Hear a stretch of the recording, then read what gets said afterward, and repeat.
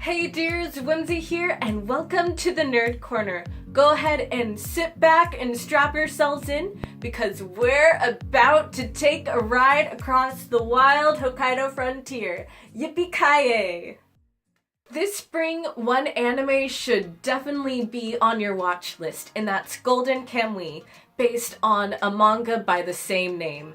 Now, the story follows an ex-soldier, an Ainu huntress, and an escape artist as they search for hidden gold. Only problem is, the map is tattooed across the back of escaped prisoners, and they're not the only ones searching for the gold. Dun dun dun! But before you dive into the first episode, here's what you should know about the manga and the background history of Hokkaido and the Ainu people. I first spotted this series when I was browsing the English section of Kinokuniya, and I spotted a girl with Ainu clothes on one of the covers, and I had to do a double take, so I turned over the cover, and sure enough, it said Hokkaido and Ainu on the back. So, of course, I had to pick up the first volume because this is uncharted territory for manga here. For starters, Hokkaido is very geographically and culturally different from the rest of Japan. It's the northernmost island right next to Russia. In fact, Russia and Japan have fought over who owns it. They've had wars over it, particularly the Russo-Japanese War, which our main character fought in. Hokkaido was considered the Wild West of Japan and its last frontier. In order to lure more people to move to Hokkaido, many foreign architects were invited to work here. So this has resulted in a very strange fusion of East meets West. The other really cool thing about this story is that it includes the Ainu.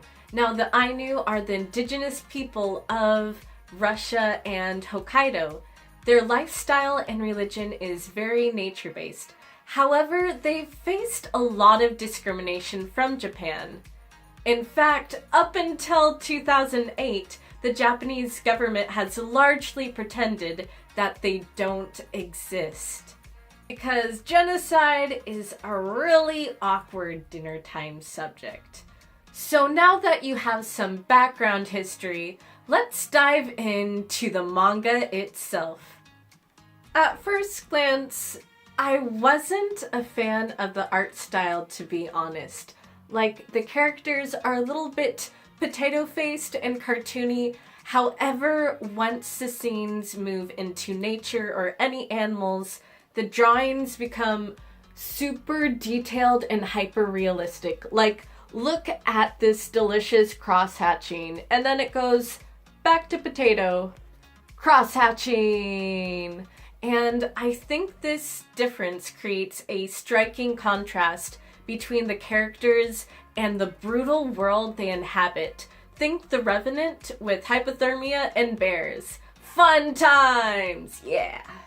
And I'm really happy because from what I can see from the anime's trailer, they have preserved this art style. And lastly, history nerds rejoice! This is the first manga that I've seen with a complete reference page. Like, NOWØ here, he's done his research. You can see that this manga was written with the help of a language consultant for the Ainu language used in this book. It was also written with the support of the Abashiri Prisoner Museum and the Hokkaido Ainu Association. So this is cultural representation and historical fiction done right. Overall, if you enjoyed the historical references, fight sequences, and likable characters in Samurai Champloo, I think you'll really enjoy this story too. But what do you guys think? What anime are on your watch list for this spring? Also, do you have any recommendations for good historical fiction manga? Let me know your thoughts in the comments down below. Thanks for watching, and I'll catch you next time. See ya!